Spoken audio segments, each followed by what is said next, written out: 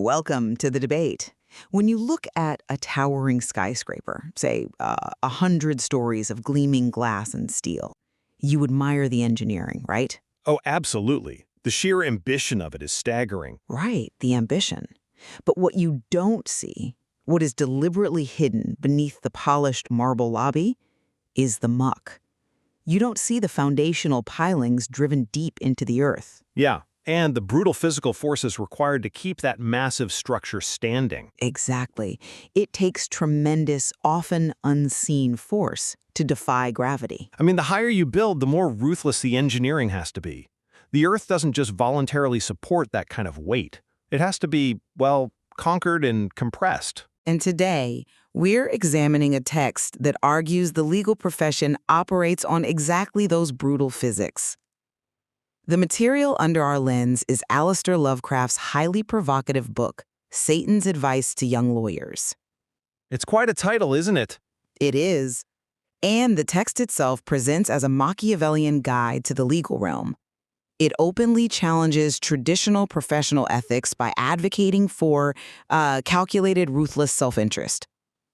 The text certainly doesn't pull any punches. It positions itself as an unflinching, honest guide for what it views as a fundamentally dishonest profession. Which brings us to our central question for today's discussion. Must a successful lawyer embrace what the text explicitly calls evil, treating the profession as a zero-sum game of exploitation in order to navigate the legal hierarchy? Or does this deeply cynical mindset ultimately destroy the foundations of genuine influence? Right. I will be arguing that the text's prescription of ruthlessness and exploitation is ultimately self-defeating and, frankly, corrosive to long-term power. And I'll be taking the opposing view.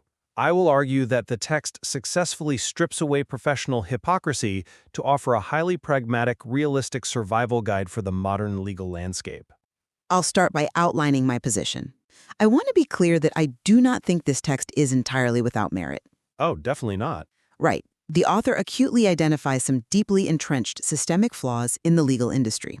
Most notably, the psychologically crippling nature of the billable hour, which we will certainly unpack later. We definitely will. However, the proposed solutions are fundamentally flawed. The text advises a concept it calls helpful exploitation and frames the entire profession as a purely zero-sum game. Which is a stark way to look at it. Very stark. And I argue that adopting this mindset actively isolates the practitioner. Power and influence in the legal field, or any field for that matter, they fundamentally require trust. But the text would argue that trust is often an illusion. Well, if you view your clients merely as wealthy targets to be extracted from, and your colleagues as enemies to be undermined, you create a toxic, unsustainable professional life.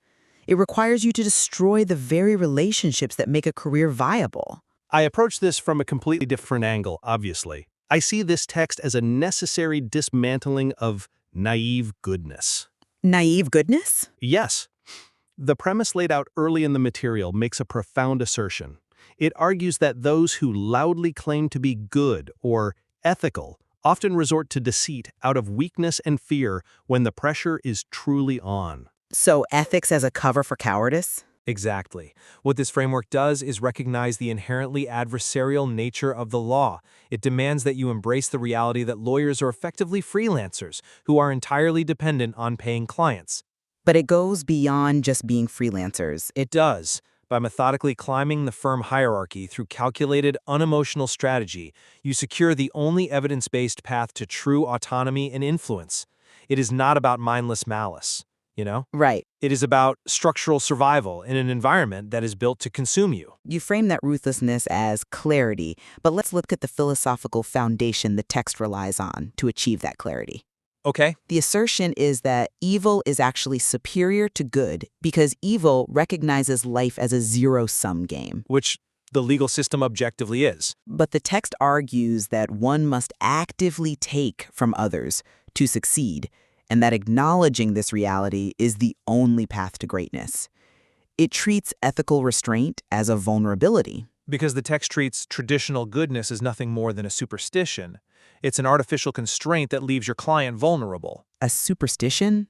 That's a strong word. Well, think about stepping into a courtroom. If your opponent is exploiting every single procedural weakness and psychological advantage, while you are grappling with the desire to play fair or maintain collegiality, you are failing your client. I see the logic, but The text argues that embracing this strategic evil is simply acknowledging the mechanics of the game you are playing. You have to actively undermine an adversary's interests to win. There is no scenario where both sides walk away victorious in high-stakes litigation. that perspective conflates ethical restraint with weakness, which is a fundamental miscalculation of how long-term careers function. How so?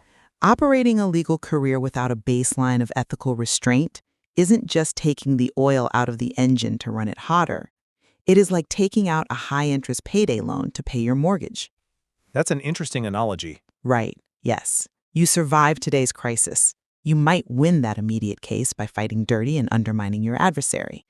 But you are compounding a massive invisible debt of mistrust. Assuming people notice or care. They always notice. Eventually, that debt comes due, and it bankrupts your reputation. Judges stop trusting your filings. Opposing counsel stops granting you professional courtesies. But you are assuming that the baseline of the legal profession is mutual trust. I think a functional system requires it. The text operates on the premise that the baseline is mutual exploitation.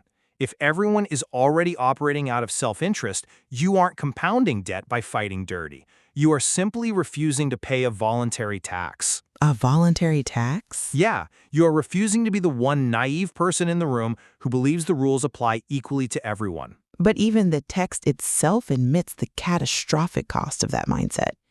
You mean the section on the toll it takes? Exactly. In a highly revealing section titled A Confession, the narrator reflects on the toll of evil. The text explicitly warns that embracing your full potential through this dark path means your relationships will suffer.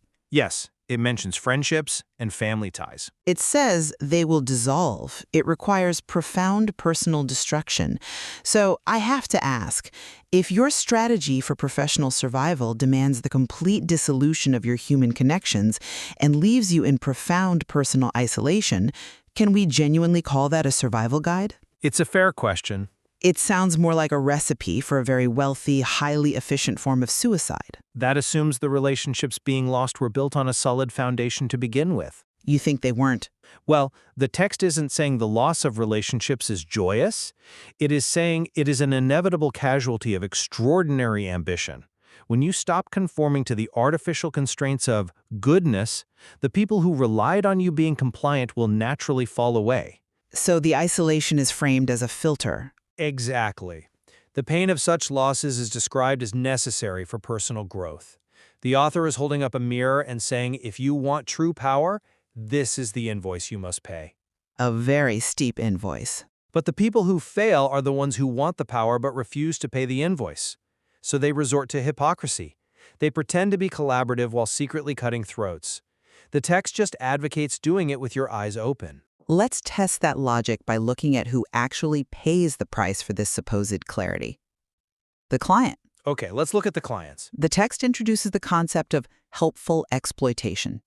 The world is divided into the haves and the have-nots, and the lawyer is instructed to act as an intermediary purely to extract value from transactions. Right. The directive is to ignore anyone who cannot afford your services and focus strictly on extracting maximum capital from the wealthy.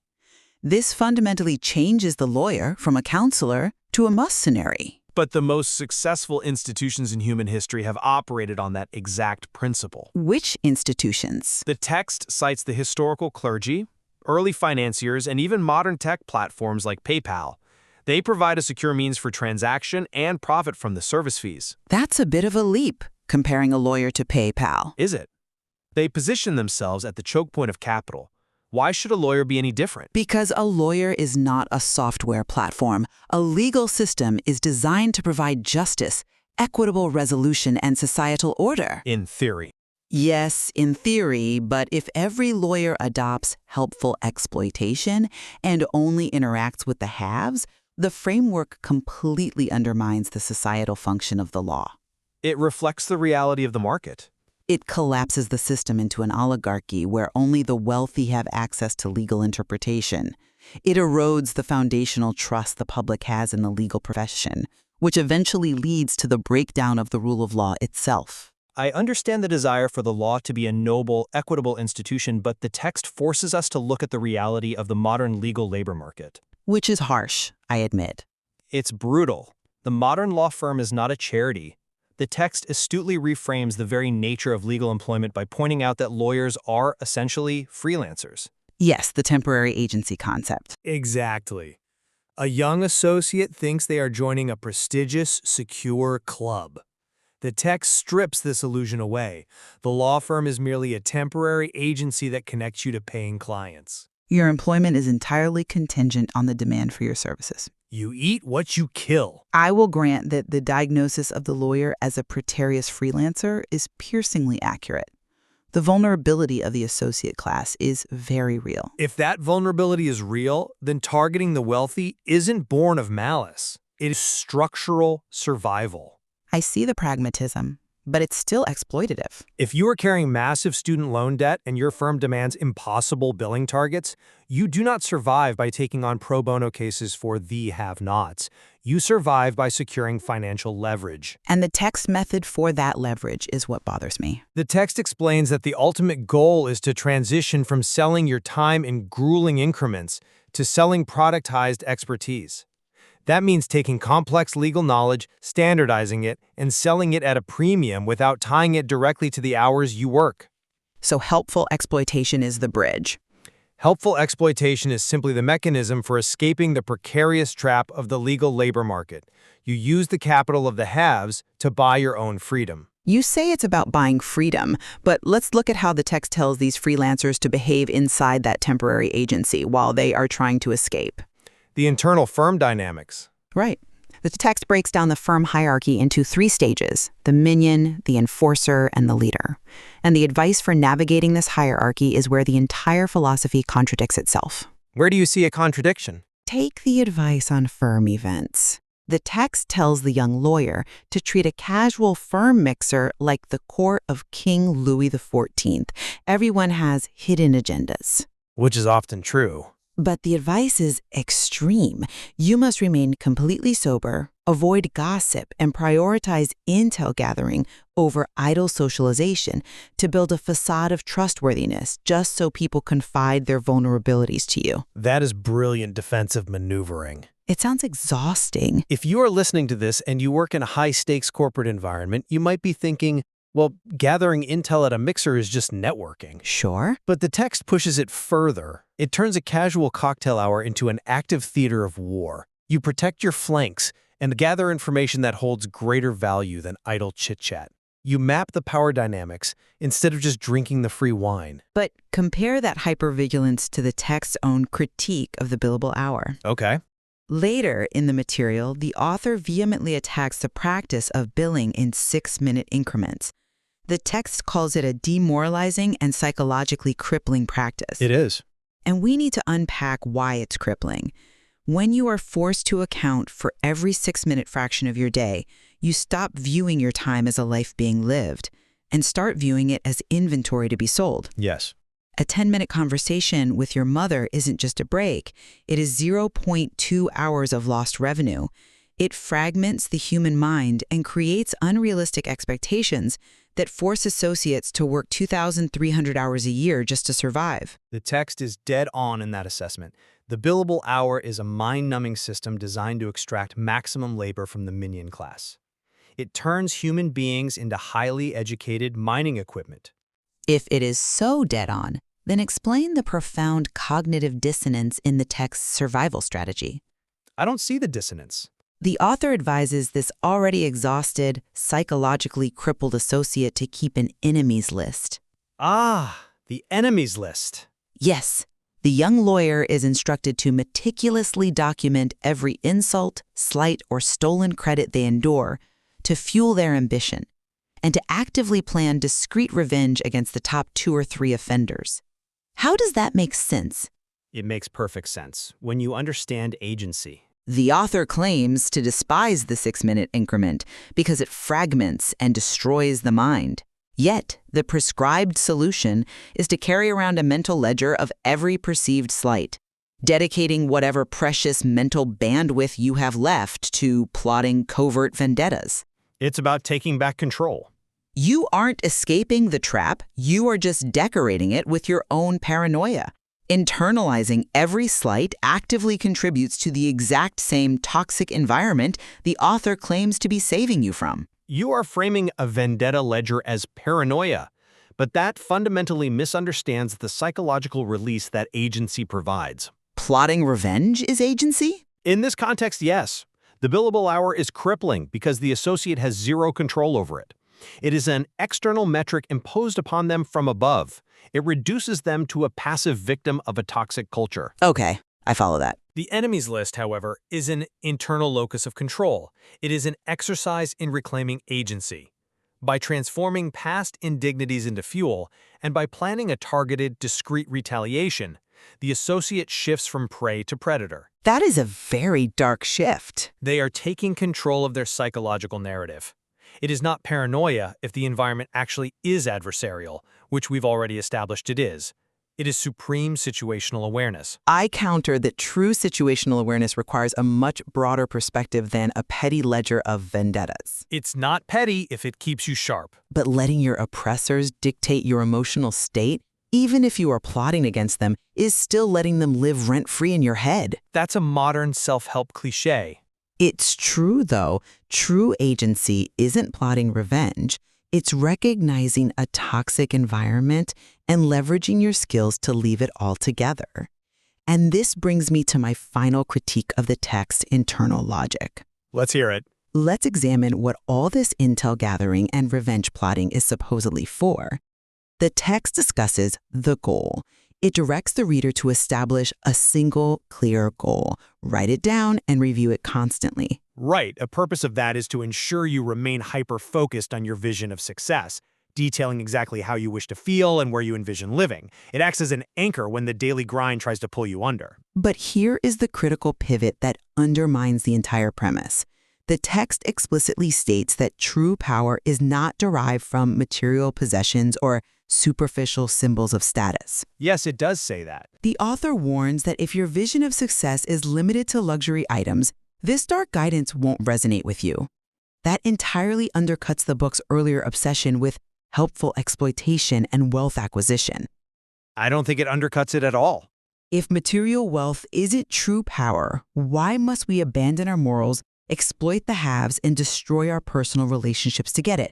The Machiavellian framework collapses under its own intellectual inconsistency. It demands you sell your soul for a currency it later admits is worthless. There is no inconsistency if you understand the fundamental difference between a tool and a destination. A tool? Wealth in this framework is not the endpoint. It is the leverage required to achieve the true goal, which is autonomy. Autonomy. Yes. Autonomy means independence from a system designed to exploit you. You need the resources of the haves to buy your way out of the 6-minute billable hour trap. You acquire the wealth so you no longer have to care about the wealth. It still seems paradoxical. You can see this rigorous pragmatism shine through in the text's specific operational advice. The author doesn't just pontificate about grand, dark philosophical concepts. The text actively pushes for a paperless office. That section always strikes me as absurd. Why absurd? The Prince of Darkness wants you to scan your PDFs. It sounds absurd until you understand the mechanism behind it. Why a paperless office? Because it saves time, it conserves environmental resources, and it allows for complete remote work flexibility. Right, the flexibility to work from anywhere. The text explicitly warns against the excessive depletion of natural resources. This proves the text isn't about mindless, cartoonish villainy. It is about extreme efficiency and calculated control over one's environment. I see. The paperless office is a perfect metaphor for the entire philosophy. Strip away the bulky, inefficient, traditional ways of doing things like physical files and naive morality, and embrace a streamlined, modern, highly effective system that allows you to operate from anywhere, beholden to no one. I find it highly convenient that environmental conservation is suddenly part of the dark arts.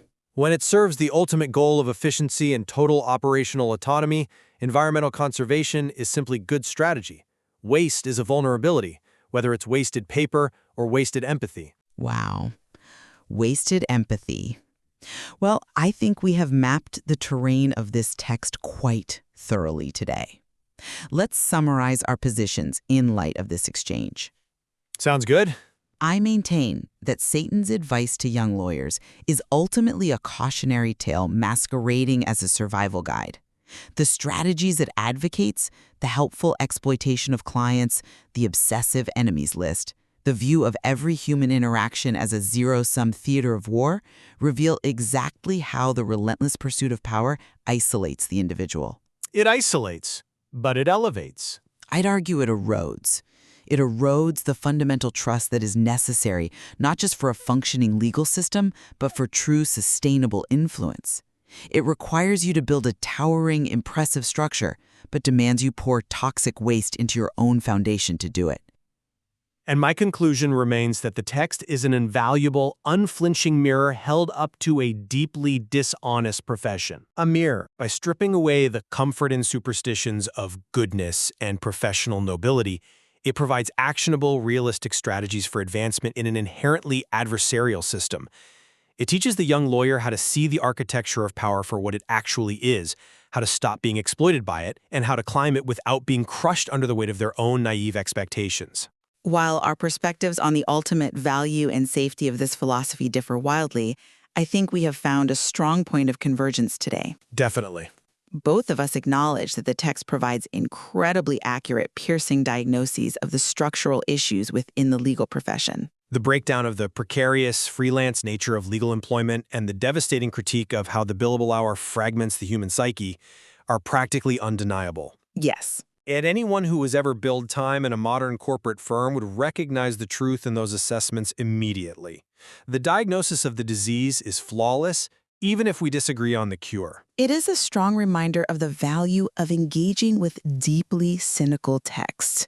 Even if you completely reject the Machiavellian moral framework, stress testing your own professional ethics against such a highly critical perspective forces you to articulate exactly why you hold the values you do. You have to know why you believe what you believe. Exactly. You cannot simply rely on platitudes when someone is challenging the very mathematical foundation of your career. There is so much more to explore in this material regarding how we structure professional life, how we define loyalty, and what we owe our clients versus ourselves. It forces the reader to confront their own professional hypocrisy. It asks you to define your goals with brutal clarity and to be completely honest about what you are willing to sacrifice to achieve them. It demands that you stop lying to yourself about the nature of the game you are playing. It suggests that every listener should reflect on this material to determine where their own line between pragmatic survival and ethical compromise truly lies. Because whether you are navigating the hidden agendas at a firm mixer or deciding how to extract value from a wealthy client, you have to know what kind of foundation you are building on. Are you building on reality or illusion? Right. Are you driving your pilings into solid rock by building trust? Or are you just compounding a massive debt of mistrust, sinking deeper into the muck to keep your glass and steel suspended for one more day? Thank you for joining us.